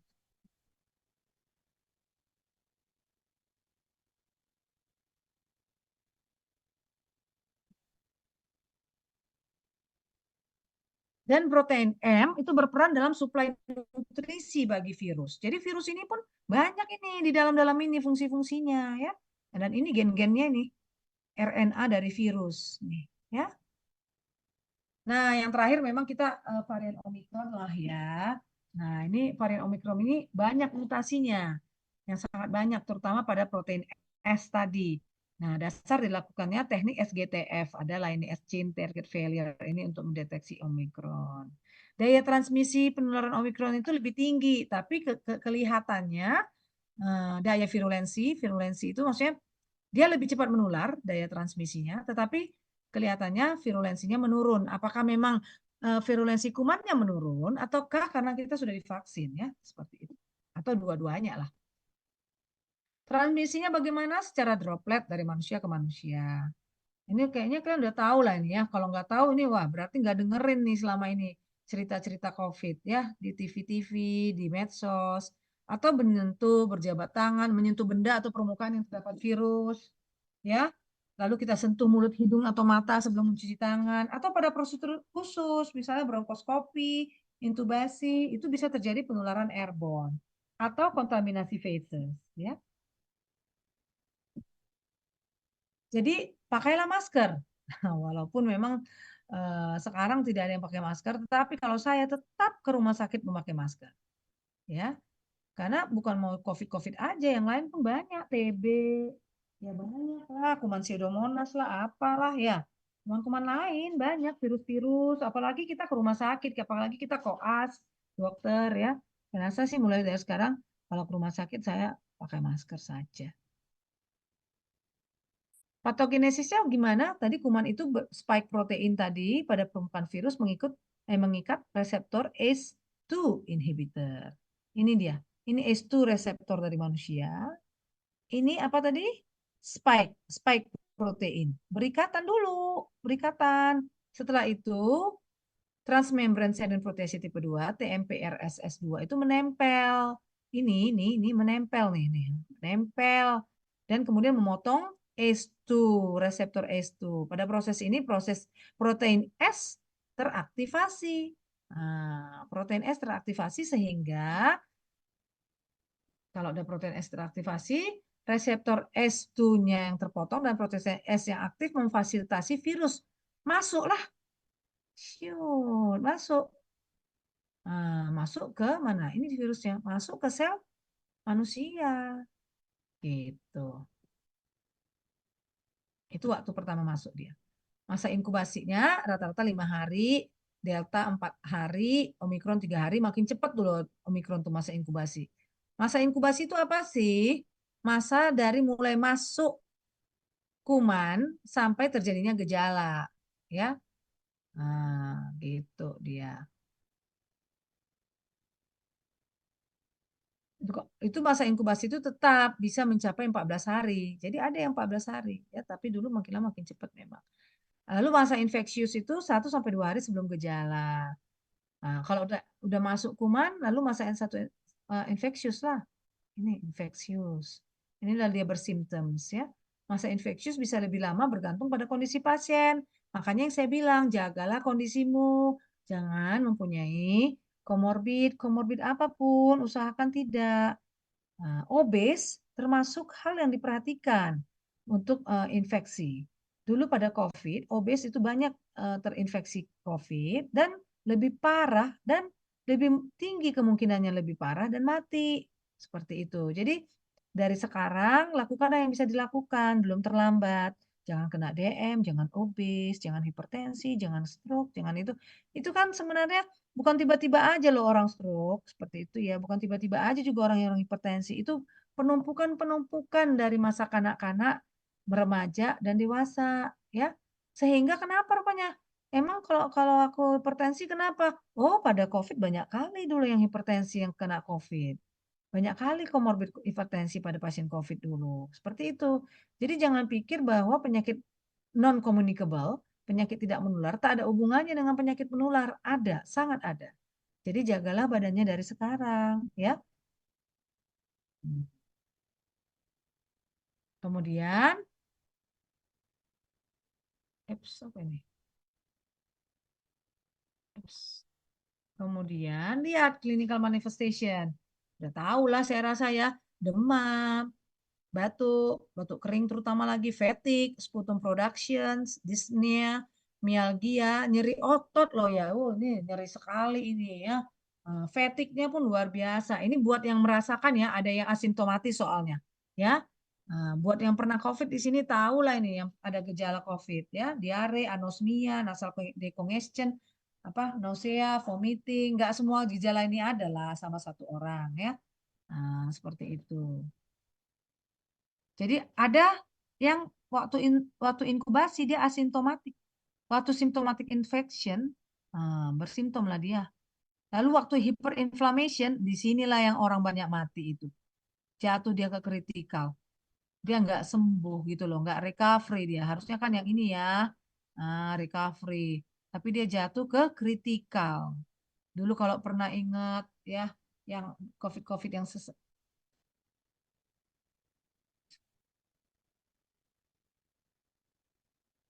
sebentar ya, Dek, sebentar ya.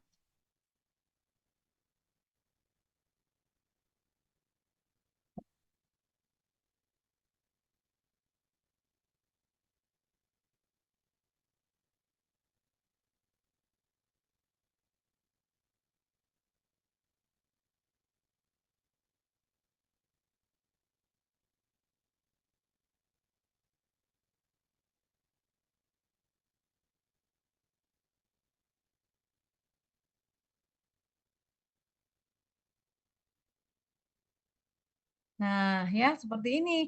Jadi ada recovery or death. Nah, itulah dia seremnya dulu. Apalagi yang masa-masa awal COVID, dalam 2 minggu pertama udah bisa lagi dilihat-lihat nih bakal sembuh atau bakal kritikal ya, bakal dead. Serem sekali loh ini dek dulu ya. Waktu yang awal-awal lagi, aduh saya miris lihatnya. Teman saya juga ada dokter paru, ada 2 yang meninggal tuh di Medan ya. Nah, jadi seperti itu ya. Nah, ini manifestasi klinis varian Omikron yang terakhir tuh lebih ke batuk kering, nyeri tenggorok, letih, pilek, sakit kepala, demam, nyeri perut ya. Jadi kemungkinan sakit beratnya itu lebih turun. Tapi ingat, Omikron tetap berpotensi berbahaya katanya. Entah apapun sekarang yang ada berkeliaran misalnya pun, tetap dia berpotensi berbahaya bagi lansia, komorbid, dan yang belum divaksin. Nah, jadi ini dia. Jadi tetap aja lansia, komorbid, belum divaksin, ini tetap masalah. Jadi jangan pikir enggak masalah gitu ya. Enggak, tetap ini sesuatu yang masih diperhatikan sebenarnya. Dan vaksinasi COVID itu sebenarnya masih ada, cuman mungkin saya nggak tahu apakah masih ditanggung negara, tapi tidak ditanggung 100%, tidak ditanggung lagi saya rasa. Tapi juga yang tetap yang dianjurkan juga untuk booster ya itu yang ini lansia, komorbid, belum divaksin ya. Ada yang namanya cytokine storm dulu kalau ingat cytokine storm. Jadi saking banyaknya sitokin, sebenarnya sitokin itu kan untuk dihasilkan untuk membunuh kuman. Kan begitu ya, untuk memfasilitasi pembunuhan terhadap kuman. Kan gitu ya. Tetapi ternyata terlalu banyak pun dia merusak jadinya. Nah, itu dia gampangnya untuk mengingatnya. Jadi sitokin storm, badai sitokin. Jadi misalnya upper respiratory tract, ini kan ada nih kan. Lalu terjadi mild viremia, itu asimptomatik. Tetapi jika terjadi namanya overactivation of T cell. Jadi overactivation, dia jadi seperti sepsis. Badan kita memproduksi sitokin terlalu berlebihan. Itu menyebabkan disfungsi dari segala-galanya dan terjadi pulmonary vascular permeability yang sangat meningkat, terjadi pulmonary edema, sehingga terjadi ARDS dan death, kematian. Dan disfungsinya itu tadi membuat sitokin storm, systemic inflammatory response. Itu menyebabkan multiple organ damage. Ya, jadi berlebihan pun reaksi tubuh kita tuh nggak bagus juga ya. Jadi itulah yang membuat orang meninggal. Nah, ini penting nih menghitung hari penyakit. Dulu itu penting banget loh ini menghitung hari penyakit ya. Udah dia datangnya sesudah 6 hari sakit. Wah, kelamaan gitu. Udah ini terlalu lama. Nah, kalau sekarang COVID paling kebanyakan orang ya, tetap saya selalu berbicara tidak semua orang. Cuman demam, nanti letih-letih atau apapun itu, tapi ya recovery-nya lebih gampang. Ya, sepertinya memang karena sudah vaksinasi yang berulang-ulang ya. Ini dulu juga nih ada trifase dari COVID, stage 1 early infection. Ini yang tadi stage 3 hyperinflammation phase ya. Nah, di sini nanti terjadi ARDS, SIRS, cardiac failure. Ya, jadi COVID, saya mau ingatkan karena ada saya lihat cardiac failure. COVID bisa di mana-mana pula ceritanya. Bisa nanti menyebabkan masalah di kardiak, seperti itu, dan masalah di tempat lain. Ya, jadi COVID ini memang serem loh, nih, terutama dulu nih. Ya, ada nanti peningkatan di dimer sehingga terjadi pengentalan darah yang banyak, sehingga kalau pengentalan darah payah dong oksigen ke organ yang dituju. Nah, itu aja gampangnya. Sehingga apa? Terjadi hipoksia. Kalau ke organ itu payah oksigen didatangkan oleh pembuluh darah karena terjadi hiperkoagulasi, ya ya misalnya ke ginjal nggak dialirin oksigen atau nggak dialirin makanan, nutrisi misalnya, ya rusak. Makanya terjadi multiple organ failure ya. Nah, inilah ARDS nih. Nih ya, ARDS itu terjadi dari apa? Alveoli dipenuhi oleh fluid. Ini sebenarnya sama loh dengan yang tadi itu pneumonia ya. Dia dipenuhi oleh cairan-cairan. Sehingga apa ya nggak bisa masuk. oksigen, nggak bisa berdifusi. Ini alveoli, ya. Ini alveoli yang normal, nih, yang alveoli normal. Ini yang ARDS, lihat terendam nih, terendam sama cairan-cairan. Dan ininya pun apa nih? Basement membran, hyalin membran, semua menebal. Sehingga oksigen payah dong ke kapiler. Kan alveoli itu hanya ada sedikit celah lalu kapiler kan untuk difusi apa oksigen dan CO2. Kalau udah gini ceritanya ya udah nggak bisa. CO2 makin meningkat, oksigen makin menurun, ya meninggal. Ya, nah, makanya ini cepat harus ditangani dulu nih. Inilah peristiwa yang sangat banyak ini dulu. Ini terjadi thickening, thickened alveolar walls. Jadi dia bukan hanya dipenuhi dengan fluid-fluid ini, menebal lagi. Nah, seperti itu ya. Nah, kalau kita lihat dulu yang dulu kali ya, ada namanya happy hypoxia. Adalah fenomena di mana pasien mengalami hipoksemia tetapi tidak menunjukkan manifestasi klinis sesak napas. Bahkan dia kadang-kadang udah di bawah 90% saturasinya, tapi dia masih santai aja. Makanya dibilang happy hypoxia. Ya. Nah, ini belum jelas juga kenapa, tapi ada yang bilang karena ada rangsangan interoceptif terhadap perubahan keadaan fisiologis tubuh. Nah, gitu ya. Oke. Ini diagnosis, anamnesis, gejala klinis, riwayat perjalanan. Ini dulu penting nih, riwayat perjalanan awal-awal banget ya. Baru pulang dari mana? Oh, COVID tinggi di situ. Wah, terakhir-terakhir entah nggak tahu jalan-jalan di mana juga di Medan banyak COVID-nya ya kan. Lalu riwayat kontak dengan penderita COVID-19. Nah, ini juga dulu kontak tracing kan. Nah, lalu riwayat bekerja di area terjangkit COVID. Oh, dulu heboh nih. Waktu pertama-pertama itu banyak orang Jakarta mau ke Medan. Wah, di screening, diapain ya. Gitu.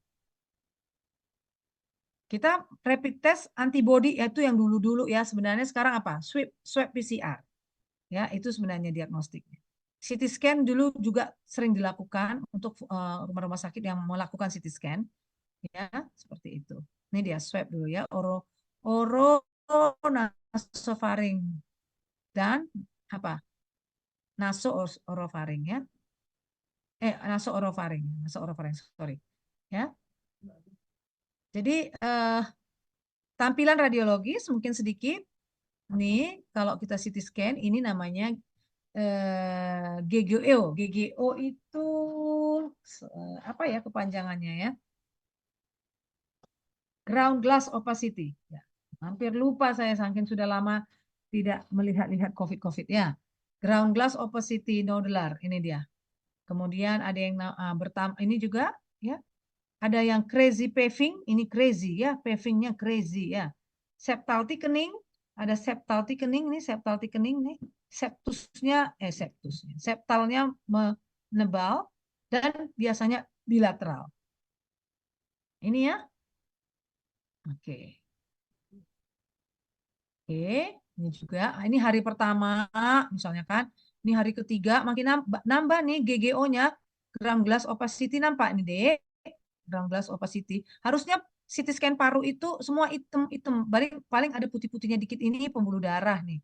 Nah, tapi kalau udah gini, ini ada sesuatu lah paling. Pasti. Ya, ini dalam hal ini ground glass opacity. Nih, ground glass opacity. Makin hebat. Kalau udah gini, biasanya pasien udah sesak sekali nih yang hari kelima ini. Ya, ini juga pada foto toraks, hari kedua, hari ketiga udah sangat luas. Inilah yang banyak sekali kita temukan dulu di COVID masa yang awal-awal nih ya, bisa meninggal ya. Mengerti sampai di sini?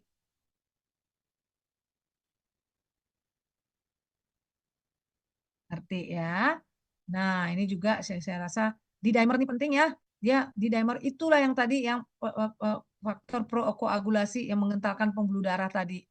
Nah, jadi prognostiknya bagaimana? Apakah dia bisa sembuh? Angka kesembuhan, angka kematian tetap tergantung terhadap age, terlalu muda, terlalu tua, comorbid, diabetes, COPD, hipertensi, cardiovascular disease, cancer. Nah, ini faktor prognostik dan ini sebenarnya berlaku untuk semuanya loh ya. Jadi harus ingat kalau bisa nggak kena comorbid, kenapa harus kena? Mumpung usia kalian masih 20 ya. Terus SOFA score bisa high mortality 50 sampai 80% itu terdapat pada orang yang comorbid Atau orang yang lab-labnya udah tinggi, D-dimernya tinggi, ferritin, troponin, ya, gitu dia. Ini ada definisi kasus, ada definisi suspected, ada probable, ada confirm. Confirm itu ya terkonfirmasi ya dengan PCR ya, atau probable pun udah ada juga nih. Nah, nanti dibaca deh. Derajat keparahan asimptomatik, ringan, sedang, berat, kritis ya. Ini sepertinya pun sudah berubah ya. Yang penting kalau ringan bisa di rumah lah ya. Nah, bisa apa di rumah? Minum-minum vitamin, istirahat, banyak minum, berjemur ya. Nah, seperti itu. Terus ini yang lama ini ya. Kalau dulu masih dikasih virus, saya harap nggak usah lagi dilihat lah ini apa ya. Ada yang baru sebenarnya ya. Yang penting kalau sedang itu sudah ada tanda pneumonia seperti itu ya. Dan pakai antiviral ya. Antiviralnya pun ini udah kurang banyak ini ya. Kita sekarang sudah yang ini Rinalterivir dengan ritonavir, yang favipiravir sudah ditinggalkan juga ya. Oke. Oke, oke. Ada yang derajat berat masuk ICU ini ya pakai HFNC, high flow nasal kanung. Nah, ini adalah gimana cara kita memakai oksigen pada COVID derajat berat. Kapan kita pakai venti, kapan kita pakai HFNC, seperti itu ya. Oke, oke, oke. Mungkin saya akan pergi ke post acute COVID-19 syndrome. Saya nggak tahu, saya pengen tanya, apakah di sini ada yang pernah COVID dan sampai sekarang masih merasakan gejala letih, batuk, sesak, aktivitas terbatas, nyeri dada, tenggorokan sakit atau gatal, anosmia atau tidak bisa mencium juga. Apakah masih ada yang merasa seperti itu sampai sekarang setelah terkena COVID? Ada, Dek? Ini penelitian saya sudah banyak, ini banyak yang masih merasakannya. Nah, apalagi yang dulu-dulu dia COVID berat, yang berat sekali itu. Karena mungkin sudah terjadi banyak fibrosis di ronsen di parunya. Tapi bahkan yang COVID derajat ringan pun ada yang mengalami ini. Ada yang masih mengalami ini, Dek, kira-kira? Kalian ada yang kena COVID pernah?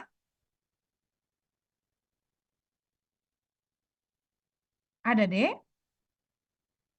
Saya nggak percaya loh dari 55 ini nggak pernah kena COVID semuanya. Ada yang kena COVID pernah?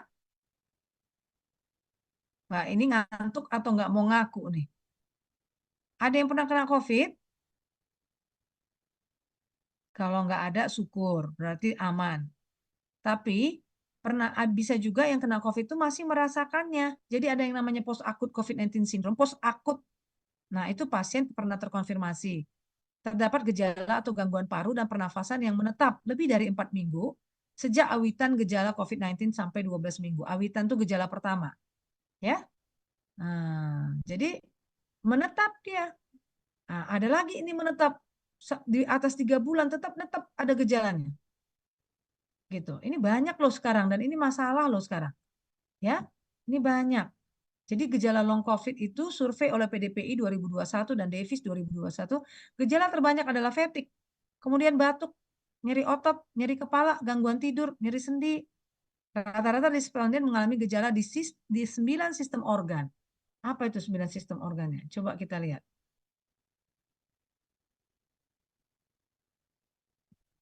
Kardiorespirasi, batuk, disnea, nyeri dada, demam, neuropsikiatri, anosmia, nyeri kepala. Jadi masih banyak loh, masih ada, bukan banyak, orang yang tetap gangguan penciumannya itu udah sama gangguan pengecapannya terganggu terus walaupun sembuh. Walaupun sudah lama. Ada yang atralgia, nyeri otot terus. Ada yang fatigue terus. Sampai sekarang, nggak hilang-hilang fatigue-nya. Ya, dan ini sekarang menjadi masalah, ini harus ditangani seperti itu. Ada yang mualnya nggak hilang-hilang.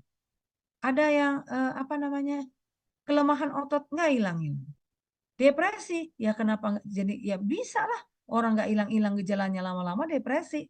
Ya, ada yang neurokognitif loh. Jadi tidak bisa daya ingatnya seperti dia sebelum COVID. Seperti itu kira-kira.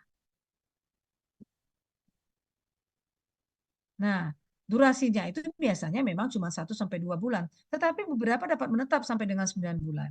Dan ini masih tetap menjadi laporan-laporan di jurnal. Kalau kalian mau buka jurnal internasional, ini tetap masih ada. Bahkan 1 tahun pun masih ada. Dan memang ini tergantung lagi, memang luas lesi awal. Mungkin dia dulu COVID berat. Atau yang lain-lain. Kadang-kadang dia COVID ringan saja pun fatigue tetap ada. Nih fatigue. Kesulitan tidur, ansietas, dan depresi. Ya, mungkin itu dari saya. Sebelum ditutup, apakah ada pertanyaan? Eh, Apa? Intan masih sama saya, Sari? Izin dokter, masih dokter. Sudah di screenshot? Screenshot Izin dokter, baik dokter. dan juga daftar absensi apa yang tadi. Nanti kamu bikin dalam bentuk PDF yang tersambung ya, dua-duanya. Jadi coronavirus disease ini sama judul ini dan foto yang tadi, yang foto yang 4 kali foto itu, kamu jadikan combine PDF. Jadi itu nanti yang saya Baik akan dokter. supaya terlihat siapa yang hadir di daftar hadir. Yang tadi bisa kamu combine, pintar mengcombine. Izin dokter, bisa dokter. Nanti Nanti kamu saya kerjakan, dokter. di-combine. Jadi dalam 5 PDF misalnya atau 2 PDF di-combine menjadi 1 PDF dengan judul saya ini gitu. Mohon buka kameranya semua deh ya biar difoto sama Dokter Intan.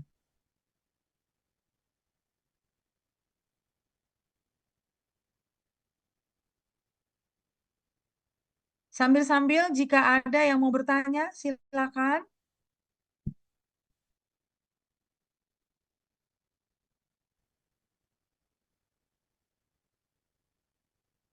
Lelah, Izin letih, dokter, yang lesu. judulnya sudah dokter. Boleh di stop share dokter, biar Oh, stop share screen. Oke.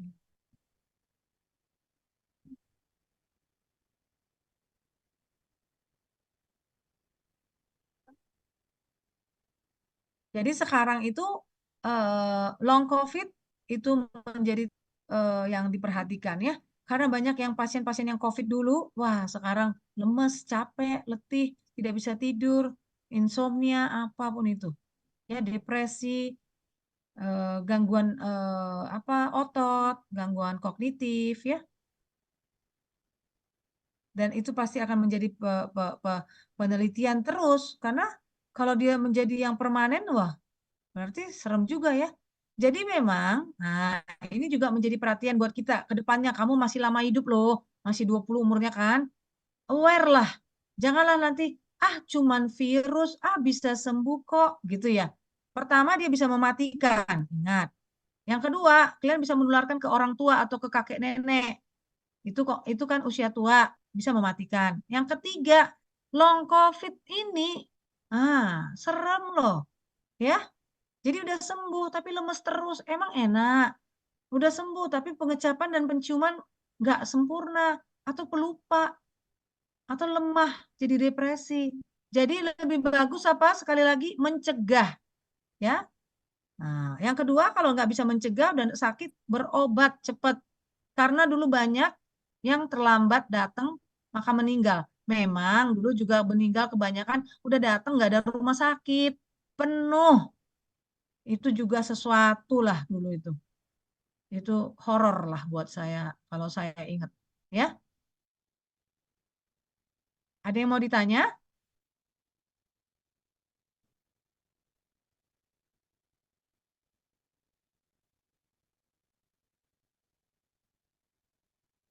Silakan bertanya.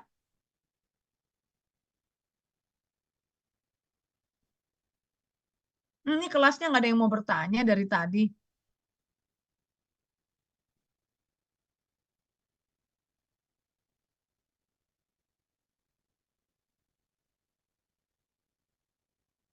Gimana Raihan? Nggak ada yang mau bertanya? Mau yang pelajaran pneumonia boleh, yang mau pelajaran COVID boleh. COVID pneumonia, salah satu, bukan pneumonia. COVID kan ada derajat asimptomatik, ringan, sedang, berat. Tapi dia itu jatuhnya kalau yang berat ya kena pneumonia. Pneumonia. Walaupun dia bisa mengenai otak, efeknya ya bisa ke jantung. Oh, banyak loh yang jantungnya bermasalah dulu karena COVID. Ya, rusak dia. Entah ya begitulah.